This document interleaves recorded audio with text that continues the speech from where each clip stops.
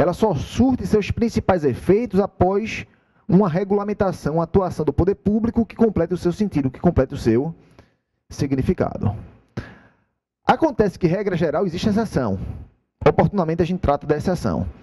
Regra geral, regulamentar uma norma de eficácia limitada não é uma faculdade do poder público, é uma obrigação, é uma imposição. Tem exceção, hein? Tem situações na qual o poder público pode escolher se regulamenta ou não. A gente trata disso mais na frente. Por enquanto, eu quero que vocês lembrem que regra geral é uma imposição. Como é imposição, se ele nada faz, ele se encontra numa situação de omissão inconstitucional. Para combater essa omissão, a gente vai de ADO. É assim que a gente identifica a ADO.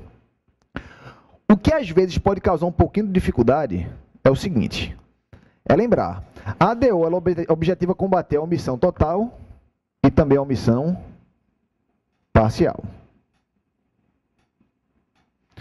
Às vezes, o candidato, o aluno, ele confunde a omissão total com a omissão, ou melhor dizendo, a omissão parcial com a inconstitucionalidade por ação. Por que é comum confundir a omissão parcial com a inconstitucionalidade por ação? Porque em ambas você vai encontrar uma atuação do poder público. O poder público vai atuar.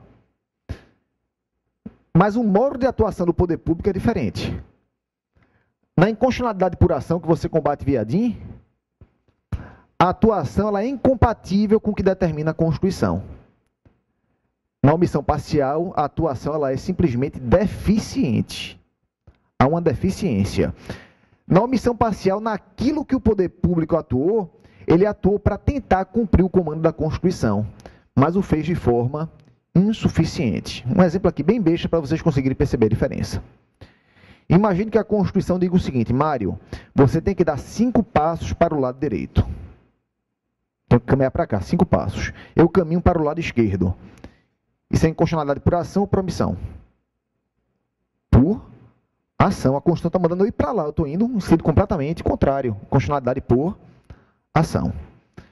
Eu tenho que caminhar 5 passos para o lado direito. Eu fiquei parado, não saí do canto. Omissão total. Eu agora andei 2 passos para o lado direito. Aquilo que eu atuei tentando cumprir a Constituição, mas fiz de modo insuficiente. É uma omissão parcial. Então é assim que você identifica, galera. A legislação omissa parcialmente, ela tenta atender a Constituição, mas faz de forma insuficiente. Tratando em termos jurídicos agora, né, uma situação mais concreta, valor do salário mínimo. A gente sabe que a Constituição, no 7º, inciso 4º, fala que é direito do trabalhador, salário mínimo nacionalmente unificado e previsto em lei, capaz de atender várias necessidades dele e da família. Segundo alguns estudos, esse valor deveria ser em torno de R$3.000. O salário mínimo hoje em dia está em torno de quê? De 700 e poucos reais. O problema está o trabalhador ganhar os 700 e pouco, ou ele não ganhar a diferença dos 700 e pouco para os 3.000. O problema é a diferença. O valor é um valor insuficiente. A norma que determina o valor do salário mínimo, ela tem uma omissão parcial. Não é inconstitucionalidade por ação. Tentou cumprir a Constituição, mas fez de forma insuficiente. Então, a gente não confunde a omissão parcial com a inconstitucionalidade por ação, até porque, galera, processualmente, se você estiver diante de inconstitucionalidade por ação, você vai de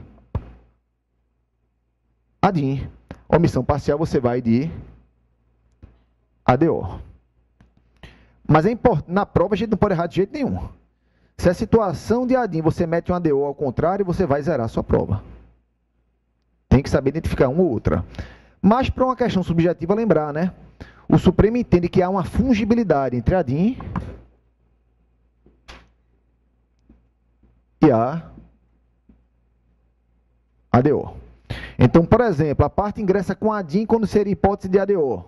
O Supremo conhece a ADIM como uma ADO e vice-versa. Então, o Supremo ele entende que há uma fungibilidade entre a ADIM e a ADO. Lembro, não se confie nessa informação para a peça prática. Na peça prática, ADIM, ADO, a gente não vai confundir. Mas para uma questão subjetiva, né? Até avançando um pouquinho mais, né? De acordo com o entendimento do Supremo, existe fungibilidade entre ADIM e ADO? Explique. A questão é correta a essa fungibilidade. Beleza? E por fim, a ADPF, arguição de descumprimento de preceito fundamental. Arguição de descumprimento de preceito fundamental. Como é que a gente identifica a DPF? Por exclusão. Quando não couber qualquer outra, vai caber a DPF. Porque a DPF é guiada, galera, pelo princípio da subsidiariedade.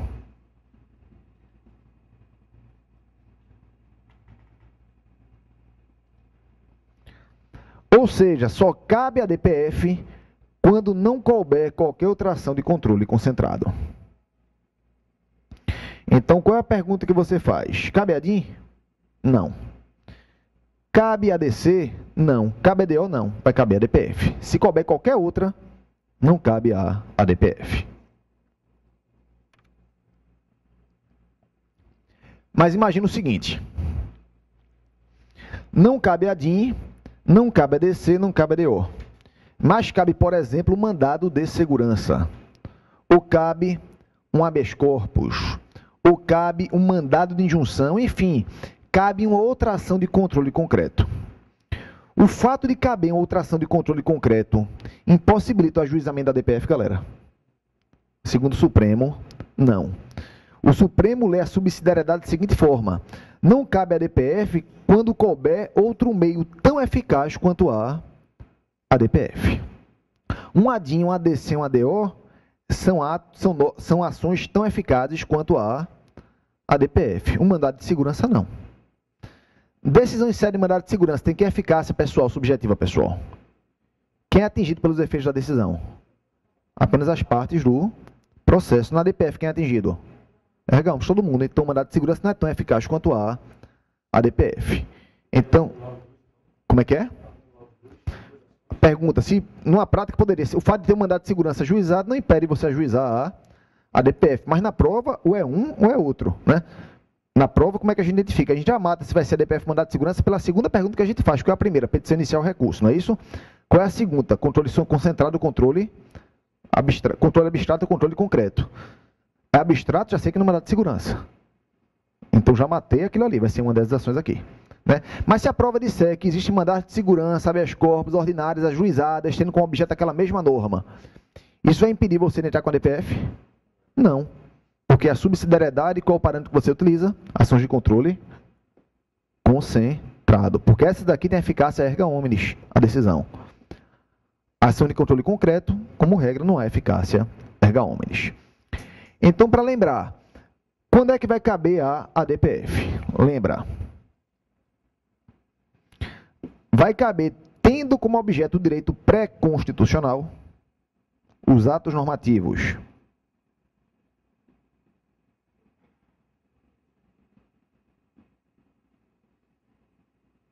pré-constitucionais, federais, estaduais, deixar umas lacunas ali que depois a gente complementa. Vai caber também, obrigado, vai caber também a DPF, contrato normativo, pré e pós-constitucionais, municipais, e cabe a DPF também, galera, contra a decisão judicial. Se houver uma decisão judicial que venha a ferir preceito fundamental, cabe a DPF. Situação rara, acho muito pouco provável cobrar na prova de vocês, mas fica a informação.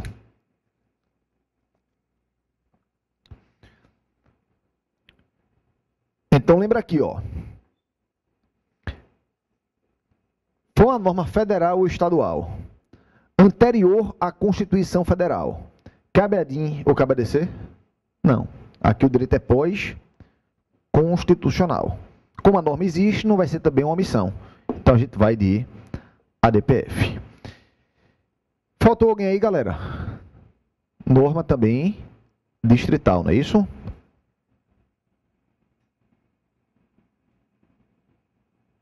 Norma distrital. No exercício de competência ou estadual ou municipal aqui.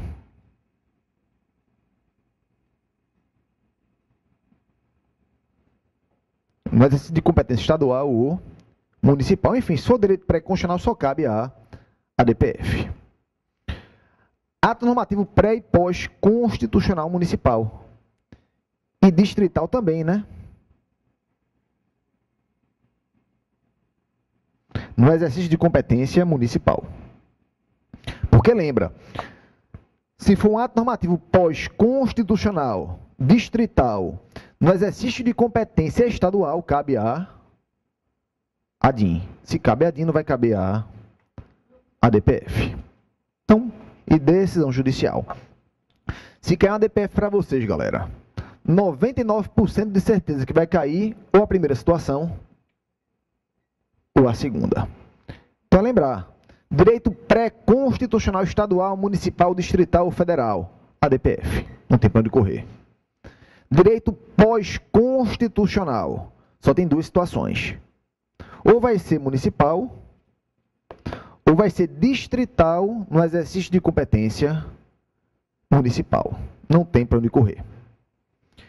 Então, ação de controle concentrado, galera, a gente sabendo isso aqui, lembrando isso aqui, a gente consegue matar facilmente a identificação dela. Dúvidas sobre ação de controle concentrado? Então, lembra, petição inicial, recurso, depois abstrato concreto, depois vai para o objeto. Se não for nenhuma delas, das outras três anteriores, a gente vai de ADPF, princípio da subsidiariedade. Alguma dúvida, pessoal? Nenhuma mesmo? Então, bora seguir em frente. Vimos que não é uma ação de controle abstrato. Vamos tratar do outro lado da moeda agora. A gente analisou o caso concreto e a situação que foi levada a você é um problema concreto que seu cliente tem que resolver. Que ele quer resolver e quer que você resolva. Então, a gente sabe que vai estar diante de uma ação de controle concreto.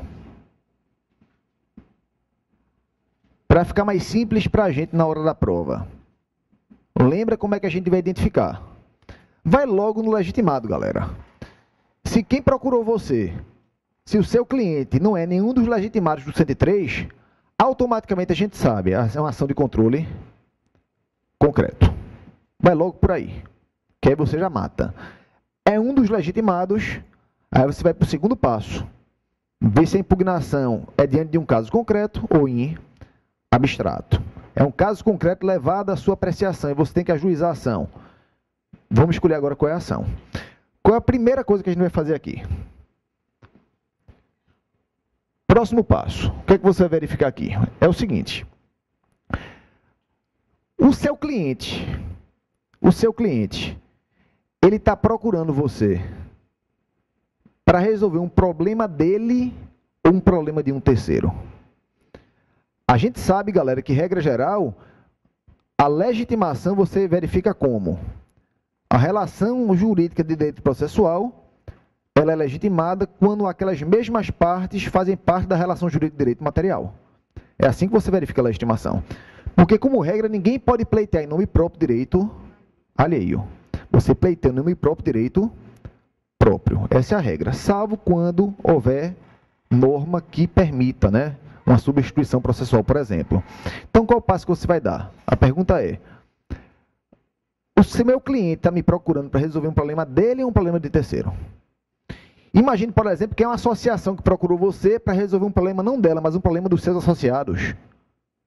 Opa, é uma situação diferentezinha aí. Ou é um cidadão que quer ajuizar uma ação para resolver um problema de toda a coletividade? É uma situação diferente. Daqui a pouco a gente entra dessas situações. Mas seu cliente procurou você para resolver um problema dele mesmo, é um problema que ele quer que você resolva, entrando com ação, provavelmente vai ser uma dessas ações aqui. Ou habeas corpus, ou habeas data, ou mandado de segurança, ou mandado de injunção, ou uma ação ordinária.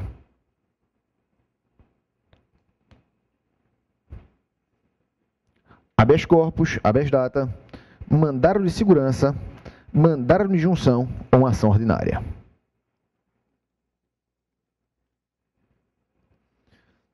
Os 4 primeiros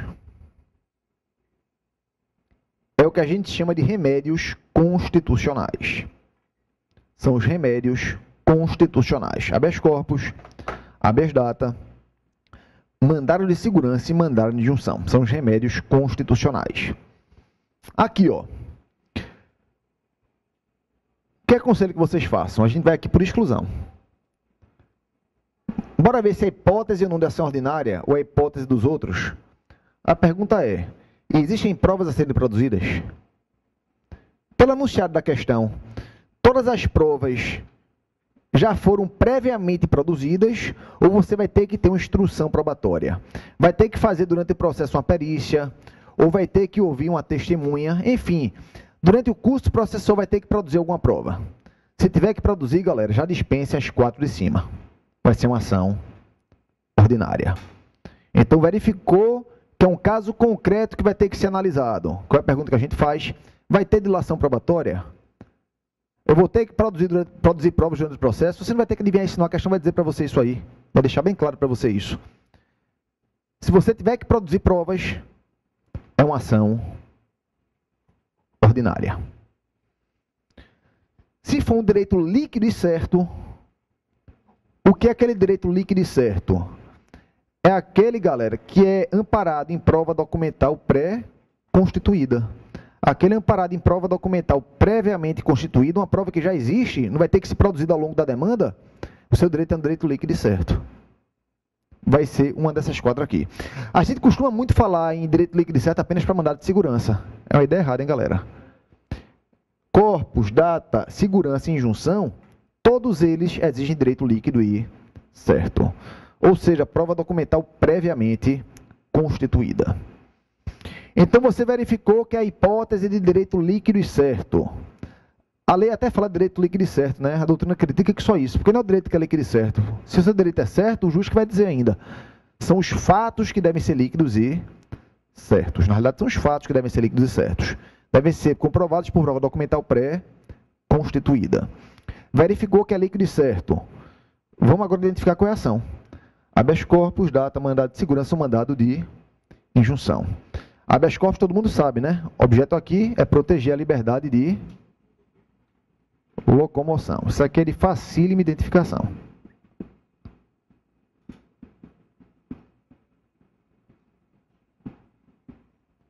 Liberdade de locomoção. Se o seu cliente está sofrendo uma ofensa ou uma ameaça à sua liberdade de locomoção, a gente vai de habeas corpus.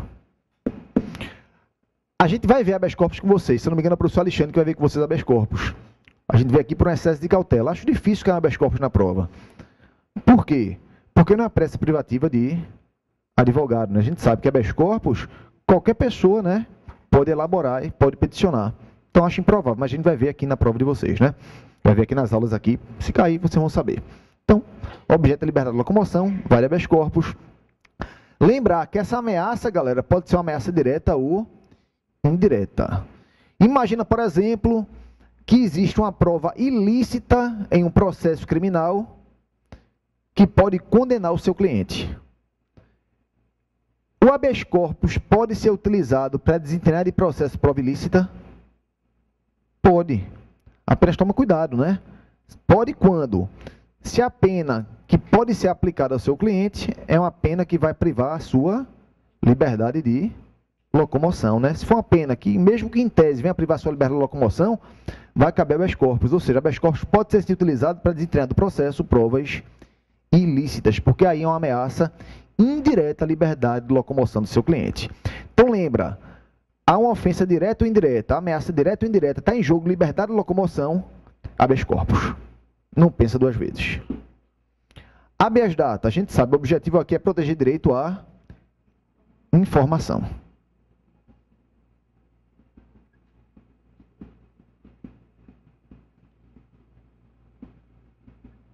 Isso aqui vai com asteriscozinho, vou explicar daqui a pouco para vocês por quê.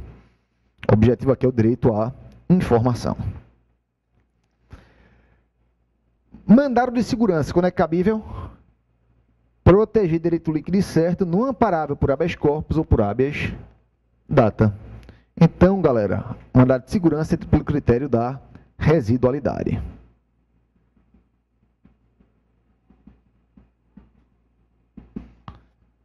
Vai pela residualidade. Verificou que não é hipótese de habeas corpus, verificou que não é hipótese de habeas data, vai de mandado de segurança. Mandado de injunção. O objetivo aqui é também combater a omissão inconstitucional. Isso aqui é uma visão geral, para a gente ter uma visão geral. A gente vai agora detalhar algumas situações aqui que podem ser cobradas na prova. Então lembra, controle abstrato ou concreto? É controle concreto. É para proteger um direito do meu próprio cliente ou um direito de terceiro? É do meu próprio cliente. Próxima pergunta. Tem provas a serem produzidas no longo da demanda ou não tem? Não tem. Então vai ser uma dessas 4 aqui. É a ordem de perguntas que a gente faz. Então, de novo, galera, para a gente não esquecer, vou encher o saco de vocês. Raciocínio da gente que a gente tem que traçar. Petição inicial ou recurso. Verificou a petição inicial. Próxima pergunta. Controle abstrato ou concreto. Como é que a gente faz para identificar se é abstrato ou concreto? Primeiro, pela legitimação. Não é nenhum legitimado do 103. Controle concreto. É um legitimado do 103. Eu tenho certeza agora que é abstrato? Não. Eu vou fazer uma outra pergunta. O que é que meu cliente quer? É resolver um problema concreto ou enfrentar a norma em tese? É resolver um problema concreto. Deu o terceiro passo. Beleza? Proteger direito dele ou de terceiro? Direito dele. Quarto passo. E agora eu vou identificar qual é a ação. Primeira pergunta que eu faço aqui dentro. Existe dilação probatória no curso da demanda? Se eu respondo sim, existe ação ordinária. Não, não existe uma dessas 4 aqui. Vamos tratar agora do objeto. Proteção, liberdade de locomoção, habeas corpus, a informação, habeas data, residualidade, MS, omissão inconstitucional, mandado de injunção. Isso é a regra geral. Vamos agora funilar isso aqui. Algumas situações que podem tentar vir para complicar a vida de vocês. Olha só, galera. Quando a Constituição fala da habeas data, ela fala o seguinte, olha. O habeas data serve para proteger direito à informação, mas não é qualquer informação. Mas sim informação muito específica. Que tipo de informação o habeas data objetiva proteger? É aquela informação constante em banco de dados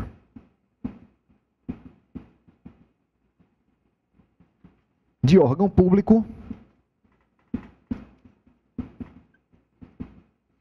ou banco de dados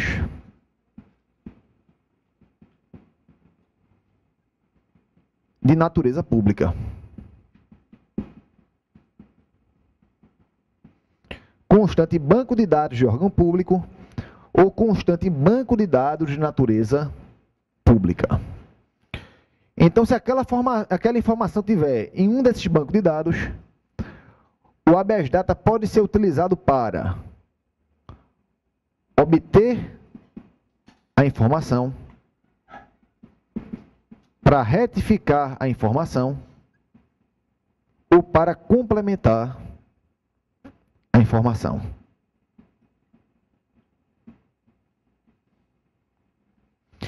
Então, a habeas data tem essa tripla utilidade. Serve para obter informação, para retificar a informação ou para complementar a informação. Qualquer informação não é qualquer informação. Aquela informação constante banco de dados de órgão público ou banco de dados de natureza pública. Mas a pergunta é, galera, sobre quem vai ser a informação? Eu posso entrar com a habeas data para tentar obter informação sobre uma terceira pessoa? A habeas data não serve para isso. Lembra, o objetivo aqui é tutelar direito próprio. Então lembra, a informação aqui é o quê? Vai obter, retificar ou complementar a informação de interesse pessoal do próprio requerente.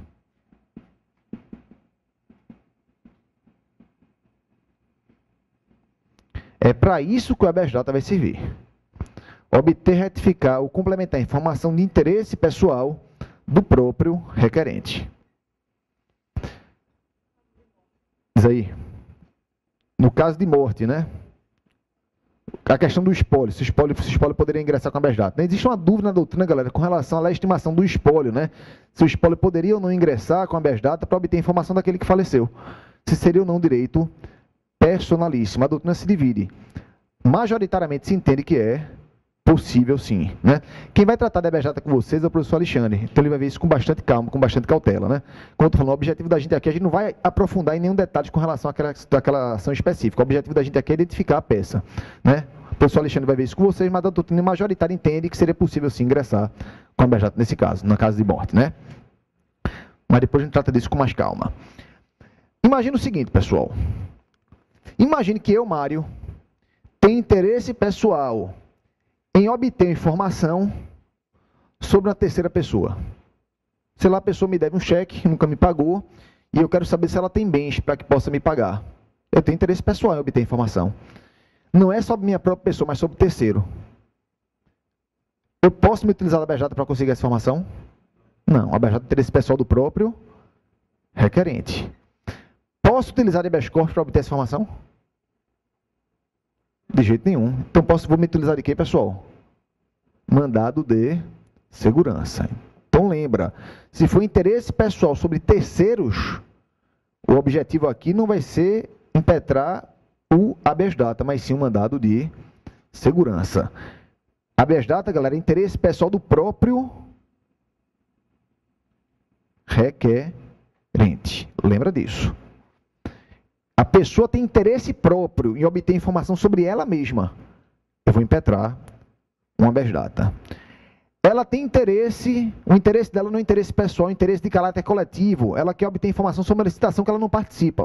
Olha só a diferença para a gente conseguir identificar. Imagina que seu cliente participou de uma licitação. E ele quer ter acesso a uma informação relativa àquela licitação. Mas aquela informação não foi dada a ele. Imagina isso. Ele procurou você para obter informação. É um interesse pessoal dele? É. É sobre ele mesmo?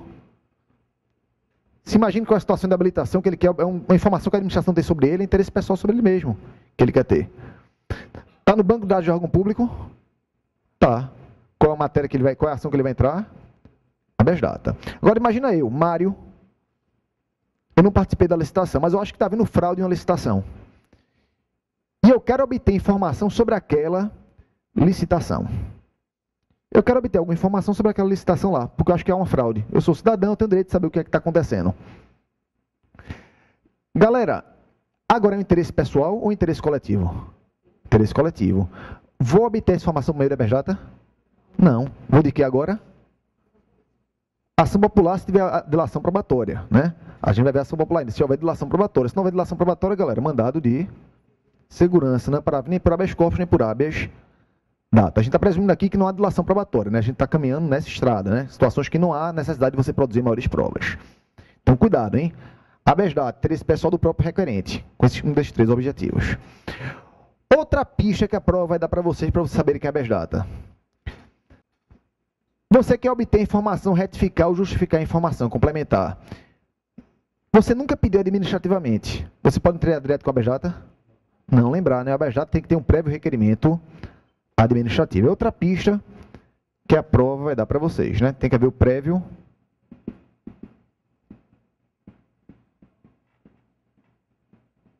requerimento